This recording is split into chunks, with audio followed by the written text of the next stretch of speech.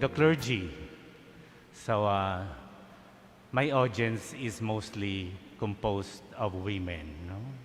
So I think sisters are interested, very interested about the clergy. And the clergy are very little interested about themselves, no? So anyway, so first of all, I would like to thank Father Romy. We were together in Belgium during my younger days. We studied there.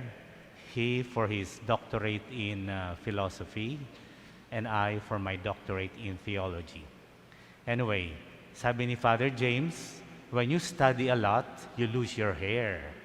Okay? That means Father Romy is not studying a lot, no? Okay, so I wonder how he passed all his examinations in Louvain. So, pero matalino po kasi siya, so hindi na niya kailangang mag-aral, no? Thank you, Father James, for that brief introduction. Kaya lang, hindi mo man lang na-mention na isa siyang gwapong pari, no? Okay? O kaya ay banal na pari. Isn't that a better way of introducing a priest? Handsome and holy, diba? Kaya lang, baka sabihin nila, sinungaling si Father James, no? Anyway, so my talk is about history, okay? So we're celebrating our 500th anniversary as a Christian nation. Okay, 500 years. And what I notice about us Filipinos is that we have very little sense of history. Okay? When someone talks about history, sasabihin nila, ay, naku, puro dates lang yan. Dates, events, personages, and then memorization, etc. That's why many Filipinos are allergic to history. But you know, I think the reason why we are like this, we remain poor, and our politicians treat us like doormats. Why? Because we never learn from the past. Okay? And how can we learn from the past if we don't know the past? Okay? So there are many people who say Filipinos are very forgiving. See, mapagpatawad daw tayo. Do you agree with that? Ha? Sabi niyo, oo. Well, I don't think we are a very forgiving people. We are only forgetful, no? Iba yung forgiving, iba rin yung forgetful. See? Yung mga forgiving, talagang they learn a lesson from the past. Because how can you learn lessons from the past if you forget the past? See? So the past must always be in our minds. Not to live in the past, but to learn lessons from it. Okay? So, we have a very poor sense of history. So that's why we commit the same mistakes. We elect the same corrupt officials. And they treat us according to our valuation because they think Filipinos are easy to fool. No? Madali namang lokohin yung mga yan. See? Bigyan mo lang ng pera during election, iboboto tayo niyan. See? So, sabi ni Santayana, a famous writer, he who does not know the past is condemned to repeat it.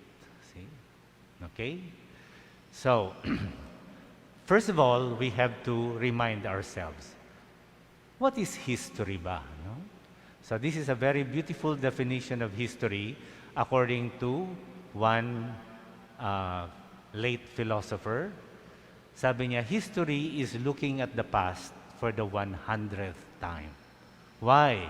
Because according to him, if you look at the past for the 100th time, you're in danger of seeing it for the first time. See? Ano ibig sabihin niyan? Pag tiningnan mo raw ang isang bagay, 100 times, chances are you will see it for the first time. So it only means, very simply, that familiar things become strange if we look at it, or if we look at them intently. See? So try to look at your face in the morning 100 times. And perhaps for the first time, you will see who you are. Okay? Okay, so we ask ourselves now, so we have to look at what happened in history for the past 500 years. So I'm going to guide you, but not lahat ng nangyari. We focus on the clergy and its relation also to the laity, the religious. Okay? So first of all, the past does not really disappear. Okay? Hindi nawawala ang nakaraan. Bakit? Kasi meron tayong memory. See? We have memory which makes present what is absent. Okay? Which recalls and which reconstructs what happened in the past. Okay? So first of all, for me, the past reappears as a prophetic indictment of the present. See? What we are today is a result of what we were in the past. Kaya nga sabi ng isang famous philosopher, history is prophecy. See? If you know history, you can predict what will happen in the future. And you will understand better the present. Okay? So, yon. As I've said, what we are today is mostly the result of what we refused to notice and change yesterday. Okay? Many of us, because of our ignorance of history, we are like ostriches. Ayan. Yung mga ostrich, if they see something that bothers them, threatens them, what do? They hide their head in the sand. See? Hoping that by not seeing or ignoring what threatens them, it will disappear. But you know, the threat will remain there even if you hide yourself in the sand. Okay? So imagine kung ganyan tayong lahat ng mga Pilipino, lalo na mga pare, we are playing the ostrich. Ayan tayo, no? Refusing to see the obvious. Imagine kung lahat ng Katoliko sa Pilipinas, ganyan, anong mangyayari sa Catholic Church in the Philippines? Ganyan tayong lahat, no? Lahat ayaw makita ang katotohanan. Bakit? Sapagkat we are threatened, we are disturbed. See? You know, the past is a very good source for renewal. But sometimes, what changes us upsets us. That's why we don't want to take that into consideration. Okay? So, let's begin with the present, then go back to history to understand what we are now. So today, there are 108.1 million Filipinos. Okay? That is according to 2019 statistics. See? Ang dami na natin. 108.1 million. Catholic population is 86.4 million. Ayan yung mga mararaming percentage of Catholics to the total population. We are 82.9% Catholics. Okay? Ang pinakamalaki ay Legazpi, ang pinakamababa Sulu. Ito yung mga provinces with the biggest Catholic population. Number 1, Cebu, then Cavite, Bulacan, Negros Occidental, Pangasinan, Laguna, Batangas, Rizal, Pampanga, and Iloilo. Pinakamaraming Catholics, okay? Now, 108 million Filipinos, okay? 86 million Catholics. Isipin nyo na lang, imagine niyo, 86 million Catholics. How many are ministering to them? Ayan, 9,714 priests lang to minister to 86 million Catholics. See? Okay? Compare that to the priestly population in other countries. Italy has 225 dioceses. They have 50,000 priests. USA, 44,000 priests. Brazil, 16,000 priests. Mexico, 14,000. Tayo, with 86 dioceses, 9,474 priests. Okay? Diocesan priests dyan ay 6,604 and the religious, 2,770 priests. See? Yung mga religious priests, yung mga, kunyari katulad namin, Dominicans, the Franciscans, Augustinians, Jesuits, etc. Okay, so we have, however, the highest percentage of vocations. See? 245.7 seminarians for every 1 million Filipino Catholics. So imagine, napakaganda. Very hopeful. Compared that to Europe and America, 65 and 53 seminarians per 1 million Catholics. See? So more or less, we have a very bright future. Kaya nga sabi ng simbahan mismo, the future of the church is in Asia. Okay? Specifically, sa atin, in the Philippines. Okay? Yan. Another sign of hope is the fact that there are 325 institutes or congregations or societies of religious women. Okay? So total number of religious sisters, compared sa mga pari, 9,000 lang kami. Kayo mas marami, 12,000. See? Imagine that. Kasi ang bilis niyong mag-divide, di ba, no? Congregations ninyo, no? See? Parang you multiply by fusion, okay? Okay. So, in 2006, there were 12,102 religious sisters. And now, 2018, 12,255. In other words, for 12 years, ang increase ng inyong population ay only 133. Why? Because what is now a prevalent thing all over the world is the decrease in the number of vocations among religious congregations. Okay? Yan ang isa sa mga malungkot. Why? Ito yung sabi dun sa Sisters in Crisis. The radical change or abandonment of traditional observances and community life by many religious sisters hampers recruitment and in many cases discourages perseverance in vocation. See? That's why I'm happy. Many of the sisters here are still wearing their religious habits, okay?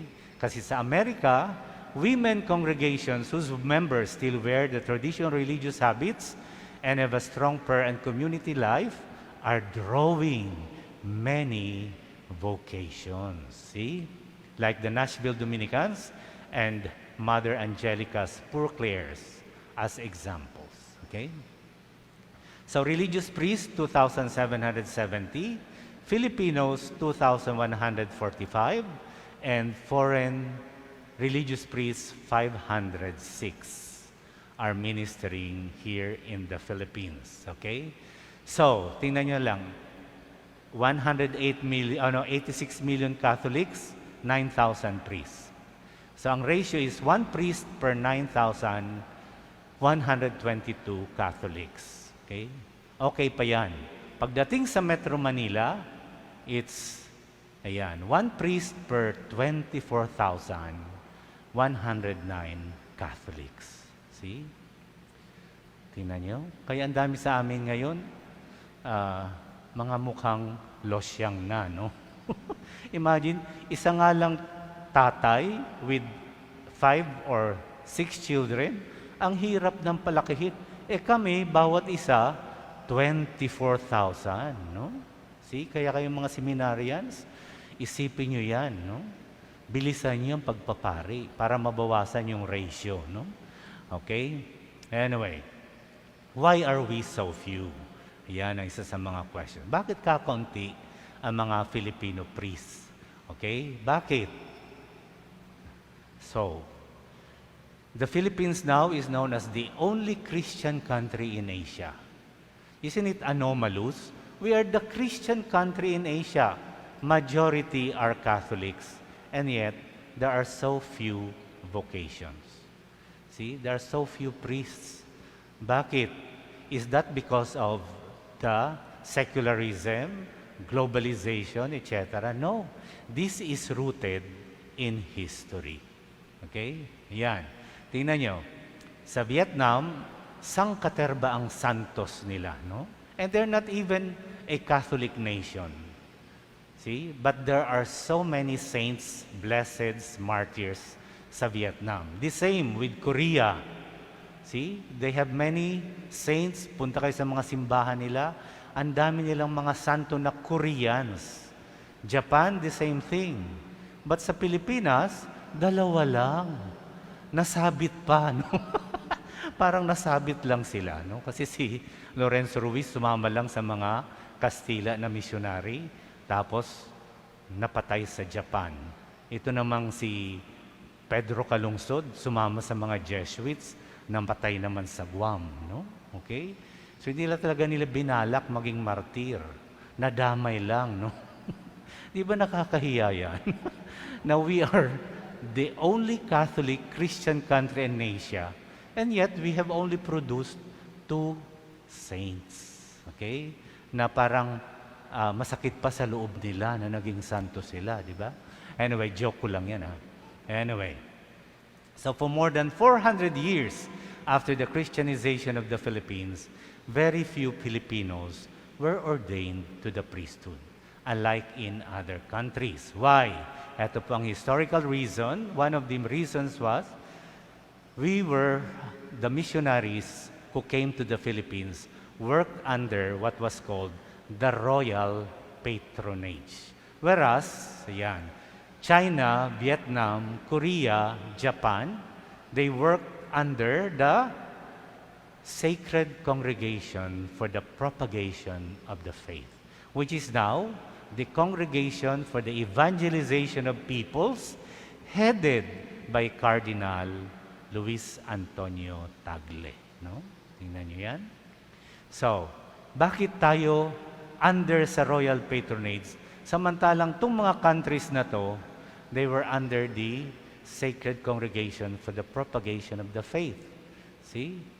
Ayan, yung Sacred Congregation for the Propagation for the Faith was established in 1622. Okay? A few years after the evangelization of the Philippines really started yung talagang seriously, 1565. Okay? 1622 na itatag yan. And from the point of view of the propaganda, ito ang kanilang idea of missions. Meron ba rito mga missionaries? Itaas nga ang kamay. Wala. Okay? So, but many of you belong to, you were not established here, no? Many of you were, belong to provinces, congregations abroad. Diba? You were recruited to belong to them. Diba? Okay. So, the ultimate goal of missionary activity is not the conversion of souls or the transplantation of a foreign church into a territory, but itong isipin lagi ng mga missionaries, the establishment of the local church with its own native clergy and religious. Yan ang dapat na main purpose ng mga religious missionaries according to the propaganda fide. Okay? Ayan. Sabi ng propaganda, only in this way can the church be incarnated in a culture and assure its sustainability. Why? Because if there are no local priests, local religious, how can you sustain the existence of the local church? Okay? Ayan. So, ang implication niya sa mga missionaries ay, a missionary who intends to stay forever in one mission because he thinks he is indispensable to the continuation of a local church is not a true missionary. See? So sabihan niyo yung mga superiors niyo, ha, na galing sa Italy, kung saan bansa. Oy, sabi ng propaganda, your task is to make yourself redundant. Okay, you should not stay forever in a mission territory. So, I'm very admirable regarding this. Who really did obey itong meaning ng mission are the ones who evangelized, the foreign missionaries who evangelized Mindanao, no? Not the Spanish missionaries, no? But kunyari yung PIME, okay, yung mga, they established the BEC in order to get more vocations. And once the vocations became priests, they left the place. Okay? Yun ang dapat. Okay. Unfortunately, because of the missionaries worked under the royal patronage, it took a long time before the objectives of the propaganda was realized in the Philippines. Okay? So the royal patronage, ano yan?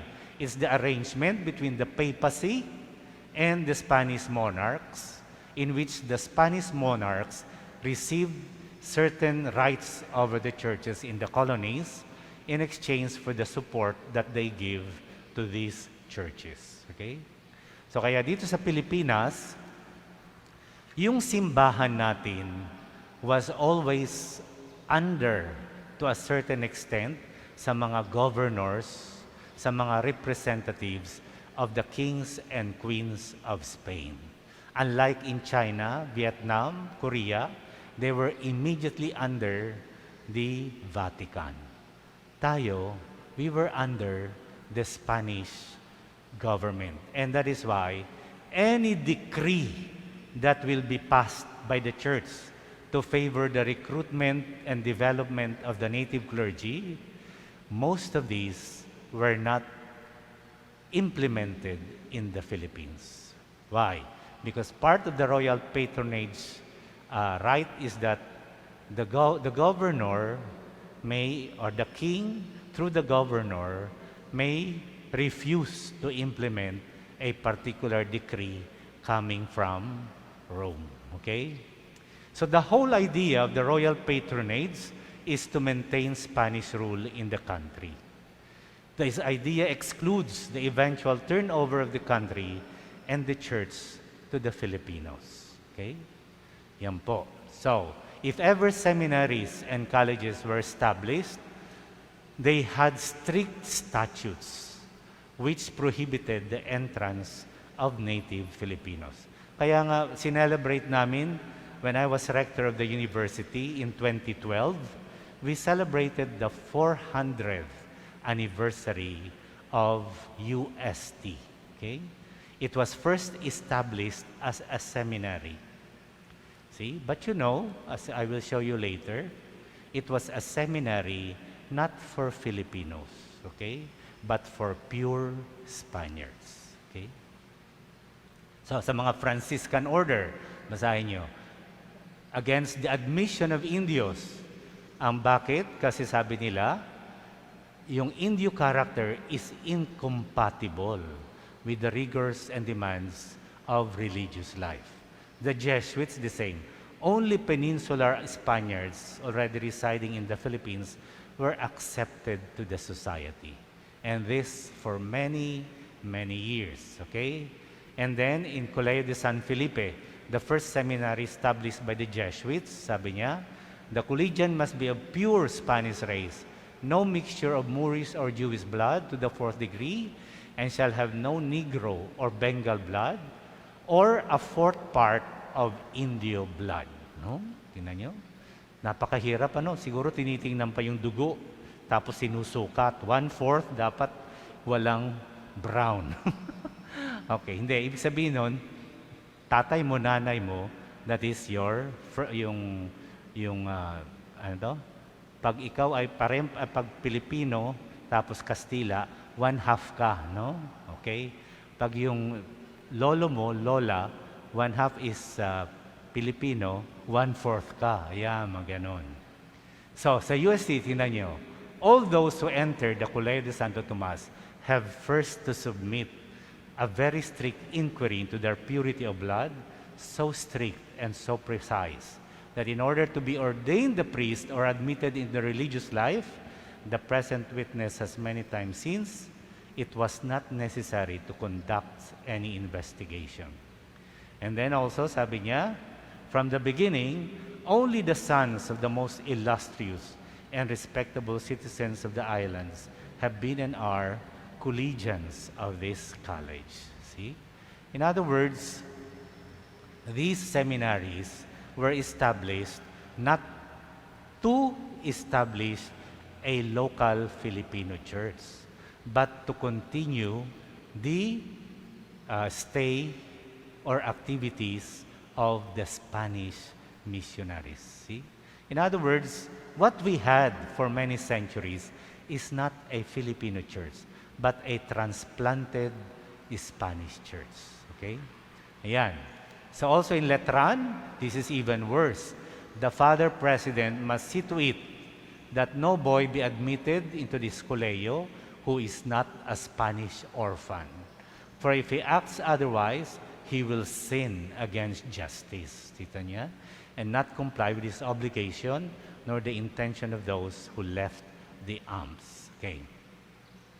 So, besides slowing down the development of the clergy, the royal patronage instilled in the local church utter dependence on foreign missionaries. See? Until the end of the Spanish regime and first half of the 20th century, we are really dependent on foreign missionaries. Okay? Ayan, tingnan nyo. As regards religious priests, ayan, no? 1898, at the end of the Spanish regime, there were no Filipino religious priests. It's only in 1958, nagkaroon na 187. Do you know that the first Filipino Dominican priest was ordained only in 1942? Yung mga Kastilang Dominicano dumating sa Pilipinas 1587. And the first Filipino Dominican priest was ordained in 1942. Imagine? So, talagang until now, we are still so few because of that historical conditioning that we had. Okay? So, tingnan nyo. In 2018, we celebrated the year of the clergy and religious, and we were considered as renewed servant leader for the new evangelization. And there was a conference held in San Carlos. Ayan sila, no? Tingnan nyo. Yan ang mga renewed agents of evangelization. See? Yan. Pero, tinignan ko mabuti yung picture. Tingnan nyo naman yan. See? Lahat halos natutulog, no? Ayan, no? Ayan, no? Tulog, tulog, tulog, tulog, tulog, tulog, tulog. Sabi ko, paano magiging agents of evangelization yan, no? Di ba? Sign of the times, no? Bakit? Kasi nga, dahil kakaunti tayo to minister to millions of Filipinos, many religious, many members of the clergy, we are really always tired, no? Many priests. Ayan. Kaya nga sabi, bakit tayo laging pagod? Okay? We are burned out, exhausted. Okay? Buti nga may pandemic ngayon, medyo tumahimik na nakapagpahinga ang mga pari, di ba? Pero naman, nagkaroon ng mga substitutes, no? Walang patumanggang Netflix, at saka kung ano-ano pa. Anyway, so, katulad yan, tingnan nyo, si Father Romy, nung ma-ordain yan, para siyang si Christ the King, no? Nakaganyan ng mga kamay niya. Tingnan nyo, gwapo niya nung na-ordain siya. So talagang very active.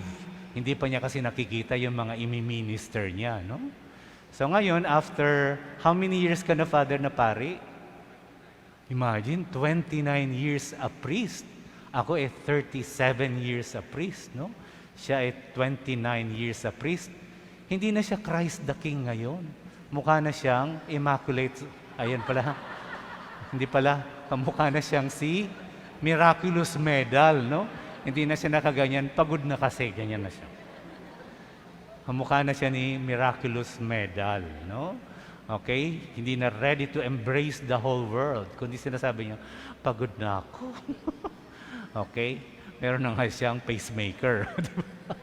Okay, ayan. So burnout is psychological or emotional exhaustion due to so many demands that a priest must meet.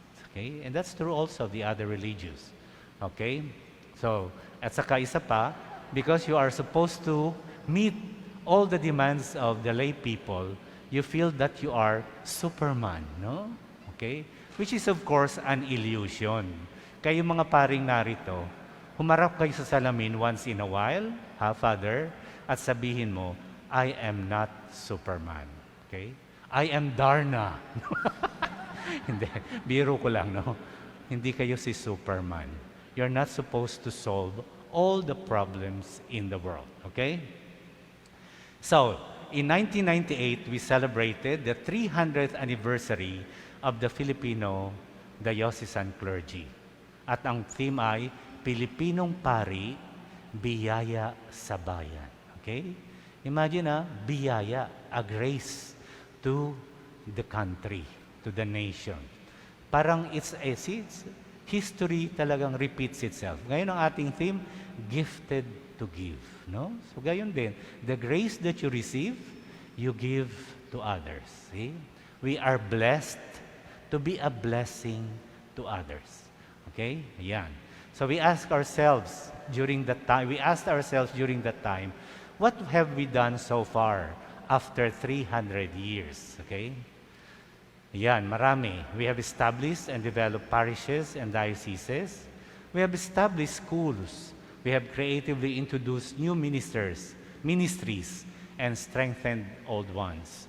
Made our influence in international church events, spearheaded or joined advocacies for social justice to alleviate the plight of the poor and the marginalized.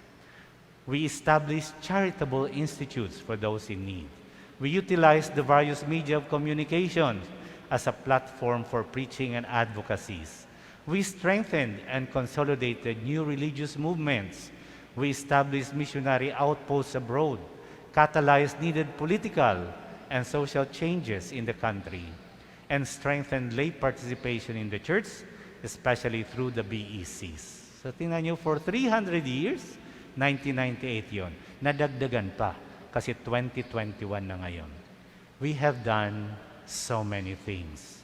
Okay? We have done many wonderful things through God's grace. But I think, right now, as we celebrate the 500 years anniversary, the question should not be anymore, what have we done so far? See? The question should be, what has become of us? See? Anong nangyari sa amin? Okay? This is more important to ask. Hindi lang yung, what are you doing? But what are you becoming? Okay? So even sa mga sisters, that is a very important question.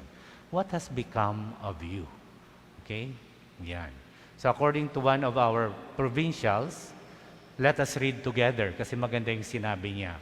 We may well ask ourselves today, are we just piling up year on year, apostolate on apostolate, like one brick on another?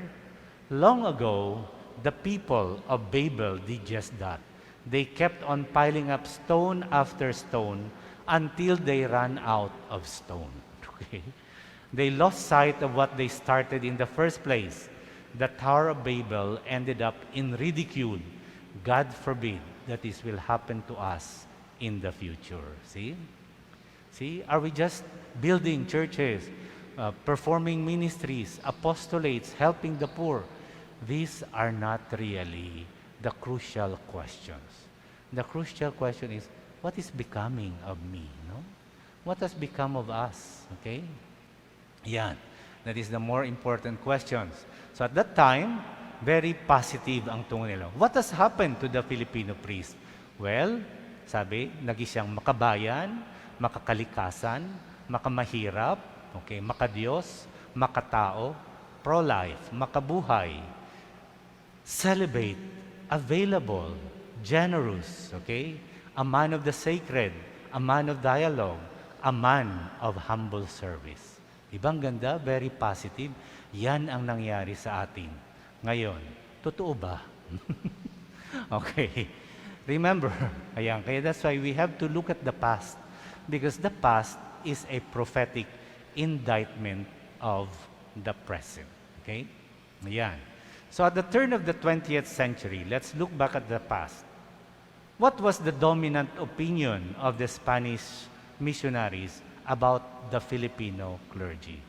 How did they regard the Filipino priests? Tingnan natin. Yung isa, si Father Domingo Tresera, tinanong siya nung papal nuncio, should we establish a seminary for the whole country so as to recruit more vocation and form them? Anong sagot niya? Basahin natin. The Indio, because nearer than we are to the primitive state, is afflicted with the instinct for individual liberty, so much pronounced in the primitive tribes of the most savage people. To confine him in the seminary with its stone walls and heavy roofs will suffocate him, choke him, morally smother him. To demand that he spend 10 to 12 years of seclusion in the seminary is to think the impossible, to arrive at a result contrary to what is desired. So ang conclusion niya, don't establish a seminary. It's not needed. What we need, sabi niya, is to import more foreign missionaries. See? Which is just a contradiction of the desire of the propaganda fide. No? Okay, ito naman si Bishop Alcocer of Cebu. I am firmly convinced that the Filipino priests will disappear in the near future. And this is based on the following reasons. The priest must commit himself to work and sacrifice, but the Filipino clergy inherently lacks abnegation and the commitment for work. The pious donations formerly made to the church have greatly diminished, and the parish incomes have greatly decreased. When this state of affairs becomes clear to the Filipino priest, who puts so much emphasis on the collection to be gotten out of the parishes, very many will flee from embracing the priestly life. Tingnan nyo, that's how they regarded us. They even predicted, hindi tatagal yung mga paring yan, ng mga Pilipino. Mauubos yan kasi wala silang kita, no? Okay? Parang mga bulag, di ba? Walang kita. Sana man lang kung inchik, at least may konting kita. No? Anyway. And worse, it is si Bishop Nozaleda, Manila. Sabi niya, the Filipino clergy today is entirely incapable of fulfilling its sacred ministry faithfully because of the following. Number one, uncontrolled propensity to the vices of the flesh. Diyos ko. Lack of aptitude for assiduous study and thorough training. Okay? Bueno, exempted dyan si Father kasi thorough talaga siya. Nag-aral siya sa Louvain. No? Subordination of priestly dignity to the enrichment of his family. See? Narrowness of soul, which reduces him to nothing in the estimation of foreign missionaries. Very little desire for self-denial or work. And extreme shallow-mindedness. Tingnan niyo, ang baba ng tingin nila sa atin. That was at the turn of the century, 1900. Ngayon, sabihin natin, totoo ba yung sinasabi nila? Ha? Ito ngayon ating sagutin. Sabi ko nga sa inyo, history is prophecy. Were their words simply insulting or were they prophesying? See? Bakit nila nasabi yung mga yon? Tingnan natin. In 2004, that is more than 100 years that time, ayan, National Congress of the Clergy. Ang theme ay History and Grace. And during that Congress, attended by many, I think many of you attended that, or some of you, there in World Trade Center, napuno yun ng mga Filipino priests. For so many days, they stayed there in order to reflect on their life as priests. Before the Congress, there were many questionnaires disseminated among the priests, both religious and secular. At yung isang sa mga question ito, what are the most disturbing defects that destroy your image as a Filipino priest? Tingnan niyo, ang sumagot nito, mga pari. See? Hindi mga lay people, kami ang sumagot niyan. So, anong sagot namin? Number 1, materialism and extravagance. Sexual relations with women and men. Habitual recourse to worldly enjoyment like drinking, gambling, smoking. Closeness to the rich and powerful. Bossiness, air of superiority, and arrogance. See? So, 104 years na yan. 1994, 124, ilang taon na yan? Tama, 104 years, no? 1900? Anyway, hindi. 1900 to 2004. Okay, so, sabihin natin, tayo na yan, inamin na nating mga pari. Yan ang ating mga problema ngayon. Balikan natin yung sinabi nung uncontrolled propensity to the vices of the flesh ni Archbishop Nosaleda, no? At yung ating isa sa mga defects, sexual relations with men or women, okay? So parang history nga is prophecy, okay? Ayan pa, yan. So one of the most edifying quality of a priest, doon sa questionnaire, ang sagot ay celibate lifestyle, okay? The priest as celibate. What does that mean? Although in canon law, it only means the state of being unmarried, but in the same canon law provision, sabi, any serious breach of continence of sexual transgression is tantamount to a violation of the vow of celibacy. Okay? And this can range from singular or occasional lapse to the quasi-permanent sexual liaison with another person. See? So, according to Bishop Jesus Varela, during the first Bicol Priest Conference in 1995, what is the profile of an uncelibate priest? Commits sexual transgressions repeatedly or habitually without any sign of sincere repentance. Maintains openly or secretly a mistress, whether he has children by her or none. Keeps and supports one or more boyfriends, and sexually abuses children of either or both sexes. See, yan daw ang profile ng isang uncelibate priest. Okay? So, you see, why are they discussing this celibacy ngayon? Parang wala pa ring pagbabago yung tingin ng mga foreign missionaries sa atin more than 100 years ago. Tama nga. History reappears as an indictment of the present. See? To remind us that we have to do something about the present because what's happening now has happened in the past. Okay? Ayan. But we have a problem really with celibacy because although most Catholics would not want their priests married, it is doubtful whether such an opinion comes from their high valuation of celibacy. Why? Because celibacy is not a part of our historical collective consciousness. See? The native Filipinos did not know anything about celibacy until the missionaries came and imposed that on people who would want to become priests. Bakit? Because the missionaries who came here are already products of the Council of Trent. See? See, ang layo na nararating European Church, tayo nagsisimula pa lang. And then they imposed this demand on us. Okay? So there are instances, I've heard of this, no? In the provinces, in non-urban regions, when lay Catholics are happy with a priest, even if they know that the priest is living with a concubine or a mistress with his children, okay lang sa kanila yan. As long as, he does not compromise his priestly duties and does not mismanage the parish finances. Okay?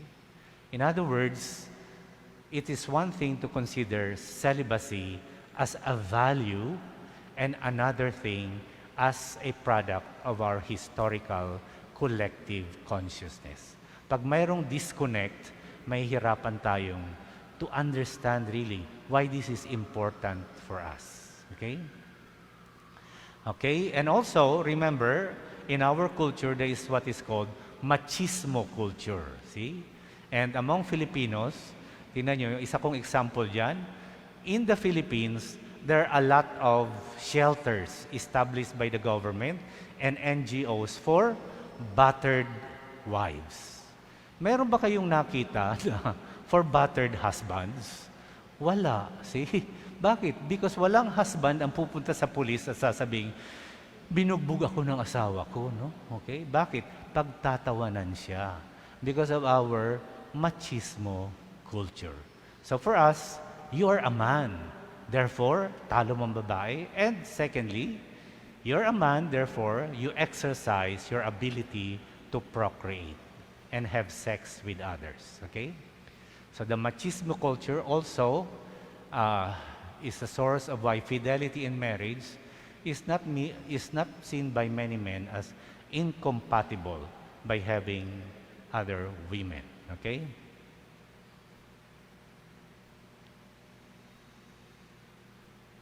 Bakit nawala? Your battery is running low. Ayaw na. Bilis.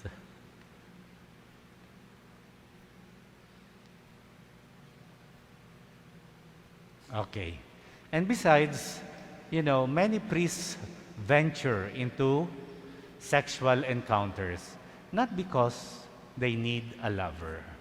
Sabi ng mga psychologists, many priests and religious try, this adventure of having a woman in their life or another person in their life because of the recurring emptiness in their life. Okay? Ayan, tingnan niyo, if you are bored, empty, no? Okay? If you are always bored, you will look for something more exciting. So to spice up your life, okay? Ayan din, no? Tingnan niyo si Father, kumakanta siya nung kay Whitney Houston, no? Each day, I play a role of someone always in control. Okay, di ba ganyan ka, Father? Always in control. But at night, I come home and turn the key. There's nobody there. No one waits for me. O, di ba ang lungkot? Kaya yung iba, nag-aalaga na lang ng aso, pusa, sawa, kung ano-ano pa, no? Para lang may sasalubong sa kanila pag-uwi sa kumbento. Okay? Ayan. Okay, I feel empty. I feel so alone. So this is one of the afflictions, one of the occupational hazards of being a priest. That is why, for Jesus and his example has shown us, it's really very important for a priest to develop a life of prayer. See? Because as long as you don't have a very, close or intimate connection with God, you will always have an emptiness in your heart. And you will want to fill it up with so many distractions. Okay? Ayan. So there are also, this is aggravated, this sense of emptiness, by the fact that although many parishioners are encouraging, supportive, etc., many of them are also difficult to deal with. No? Okay? Maraming problema tayo. Kung minsan gusto nila, tapak-tapakan na lang yung pari. No? Okay? So, ito yung cycle, vicious cycle of emptiness. When you feel empty, you start lacking enthusiasm for anything. See? So, yung mga pari na hindi na nag-a-attend ng mga meeting, okay? Wala na silang enthusiasm, maybe that is a sign that emptiness has gotten into you. Then you stagnate. Ayaw mo na mag-aral, ayaw mo na mag-prepare ng iyong mga homilies. Paulit-ulit na lang sinasabi mo. See? So, nagsisimula ka pa lang ng homily mo, alam na ng tao yung ending mo, no? Okay? Kasi alam nila naman, yan tagal mo nang dineliver yun, okay? Then, you become cynical. See? Katulad yan. May mga movements sa inyong diocese for change. Sabihin nyo, wala namang mangyayari dyan. Okay? And then, there is quiet desperation.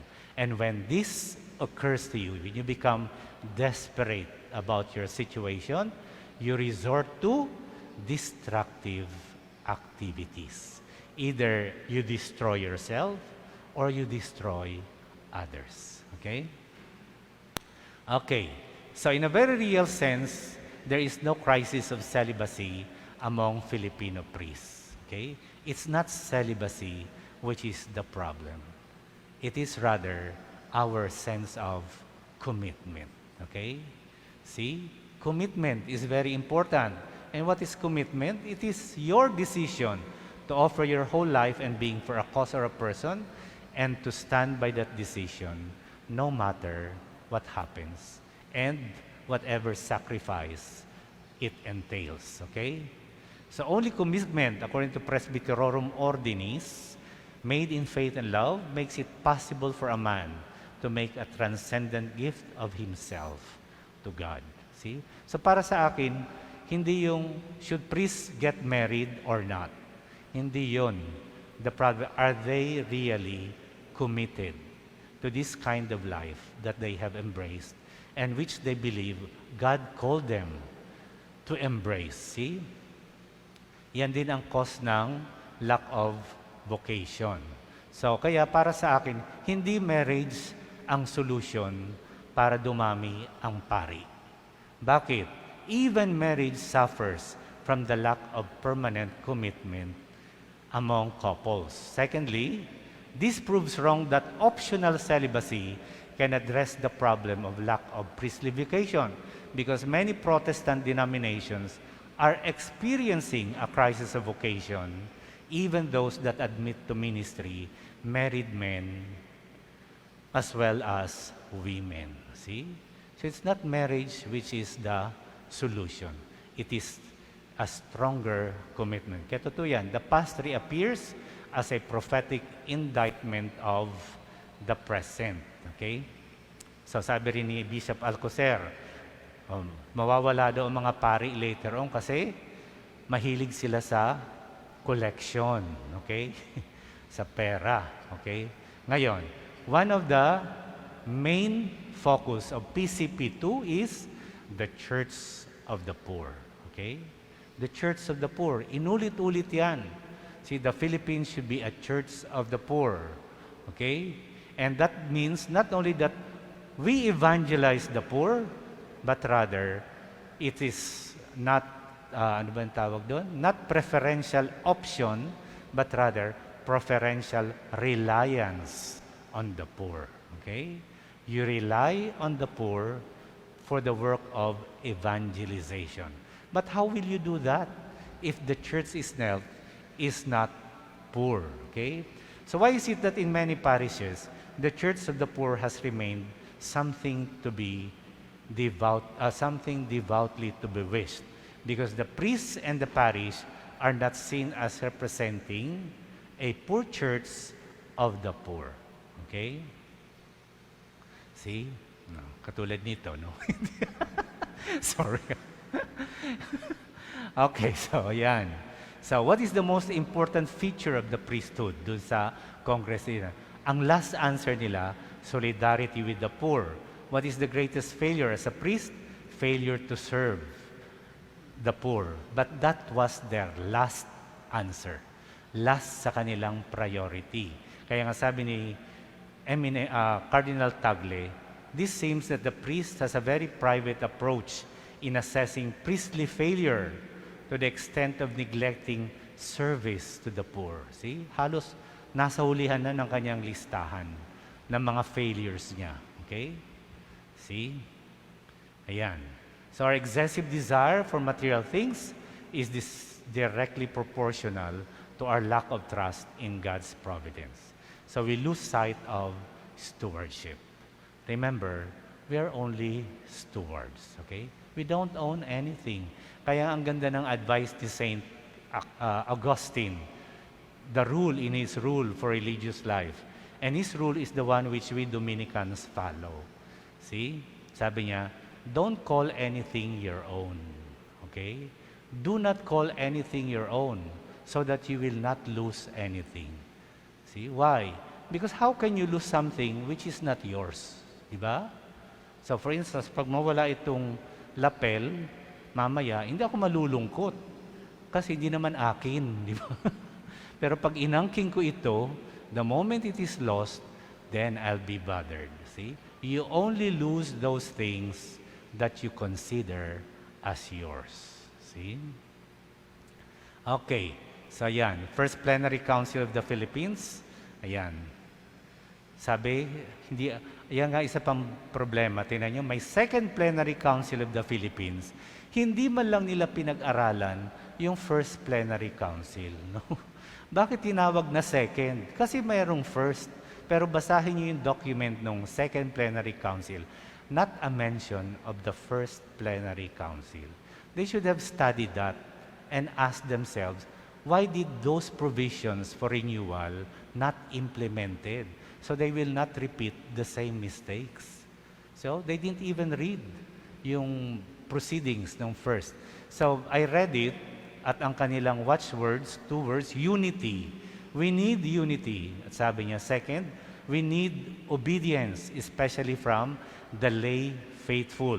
See, unreserved obedience of the faithful to the teachings and laws of the Catholic Church. This is the way by which we can achieve unity in the Church. See, it's not only the priests and religious who must obey. Lay people also must obey. Okay? But the self-understanding of many lay people today, iba na, no? So, ang sinasabi nila ganito, basahin natin. I am a Catholic because I believe in God and I try my best to do good and avoid evil. I don't need to follow everything that the Church tells me. I am sure God is with me even if I seldom go to church. See? Yan ang self-understanding ng maraming Katoliko ngayon. Tatawagin nila, Katoliko ako. Katolikong sarado. Pero, yung pagkakatoliko nila is about simply praying, about believing, ganyan, but not necessarily belonging. See, for them, believing is more important than belonging.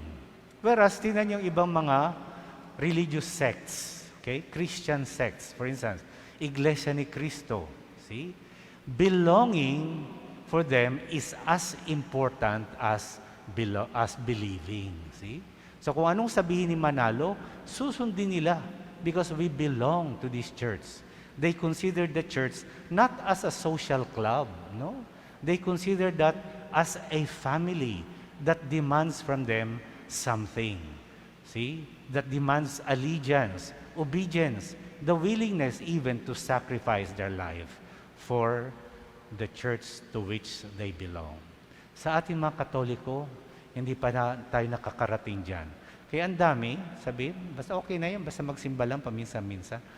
Okay? I don't need to follow what the church hierarchy says. Okay? Sense of belonging.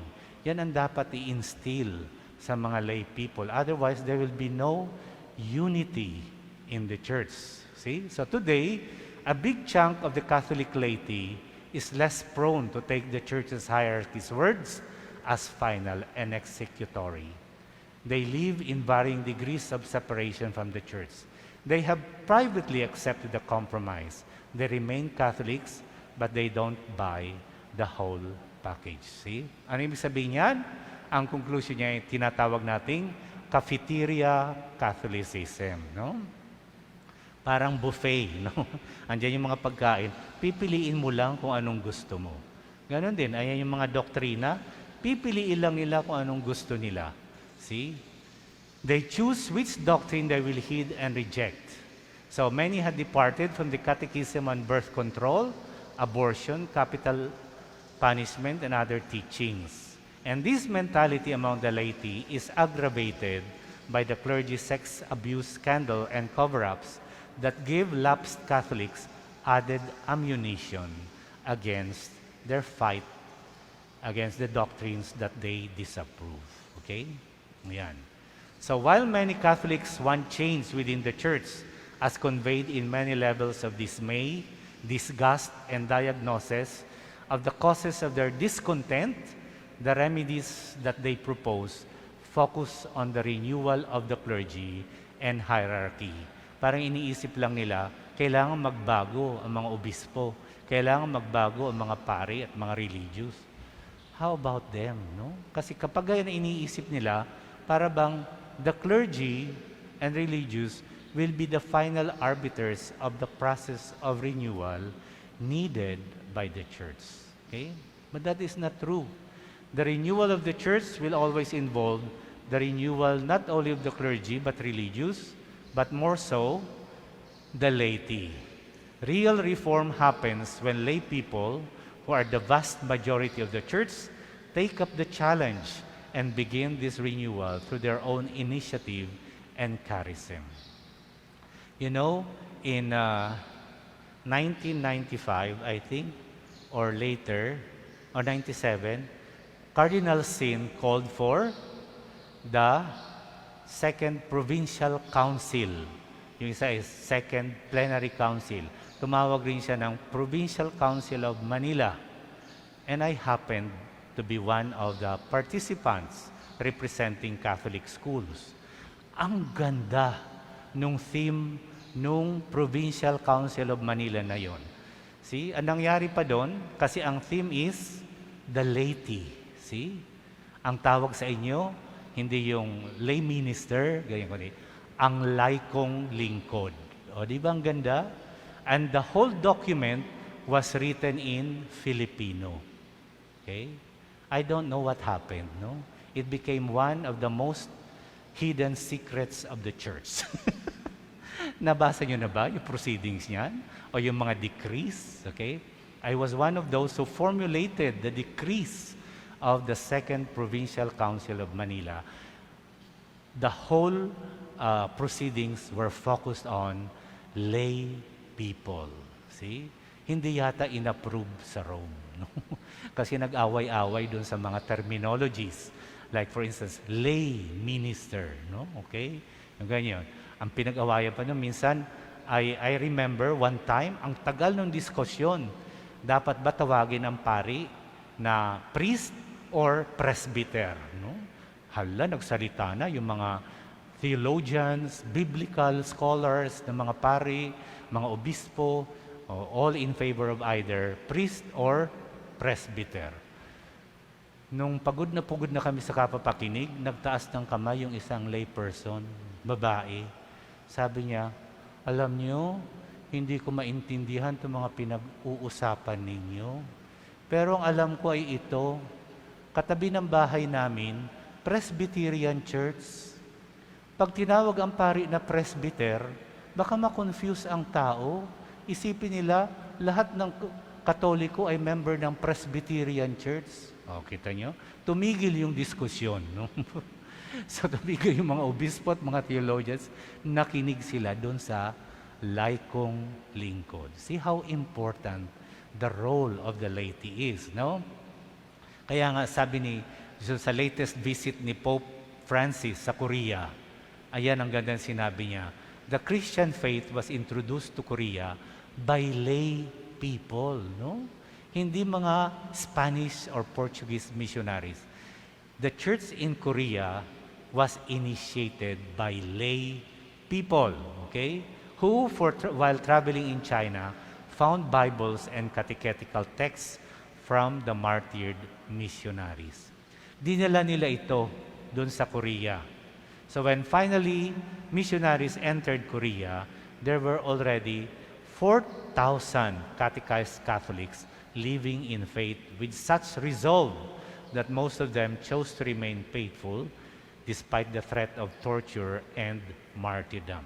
So Pope Francis said during his visit to Seoul that what lay people did in Korea tells us much about the importance, dignity, and power of the vocation of the laity. See? Actually, all vocations to the priesthood are nurtured in the family. At ano ba yung family? Composed of the laity. See? Okay? So, 500 years of Christianity in the Philippines. See? Sabi nga, the past does not disappear. It reappears as a prophetic indictment of the present, but also it reappears as a needed impetus for renewal, for a better future. Okay? So, history is prophecy. Lagi niyong iisipin yan. Okay? If God changes something in us, it is because He wants to change others through us. Okay, so thank you for listening.